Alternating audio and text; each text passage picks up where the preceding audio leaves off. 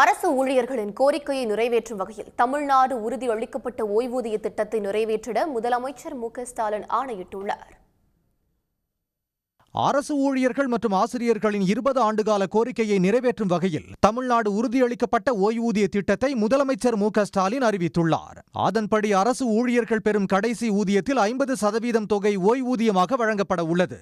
அரசு பணியாளர்களின் 10% பங்களிப்போடு இவை நிறைவேற்றப்படும். ஓய்வூதியதாரர்களுக்கு ஆண்டுதோறும் 6 மாதத்திற்கு ஒருமுறை அரசு ஊழியர்களுக்கு வழங்கப்படுவதற்கு இணையான அகவிலைப்படி உயர்வு அளிக்கப்படும்.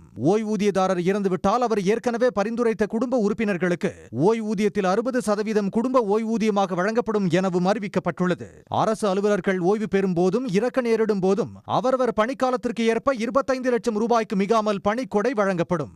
ஓய்வூதியம் பெறுவதற்கான பணிக்காலத்தை நிறைவு செய்யாமல் பணி ஓய்வு பெறும் அனைத்து பணியாளர்களுக்கும் குறைந்தபட்ச ஓய்வூதியம் வழங்கப்பட உள்ளது. புதிய ஓய்வூதியம் செயல்படுத்துவதற்கு முன்பு ஓய்வூதியம் இன்றி பணி ஓய்வு பெற்றவர்களுக்கு சிறப்பு கருணை ஓய்வூதியம் வழங்கப்படும் எனவும் அறிவிக்கப்பட்டுள்ளது. புதிய திட்டத்தை அறிமுகப்படுத்துவதால் ஓய்வூதிய நிதியத்திற்கு கூடுதலாக தமிழ்நாடு அரசு 13,000 கோடி ரூபாய் அளிக்க நேரிடும். அது மட்டுமின்றி தமிழ்நாடு அரசு ஆண்டுதோறும் சுமார் 11,000 கோடி ரூபாயை அரசின் பங்களிப்பாக வழங்க வேண்டும். கடுமையான நிதிச் சூழலிலும் அரசு ஊழியர்களின் நலனை காத்திடும் வகையில் இதற்கான செலவினங்களை தமிழ்நாடு அரசே முழுமையாக ஏற்கும் என்றும் அறிவிக்கப்பட்டுள்ளது.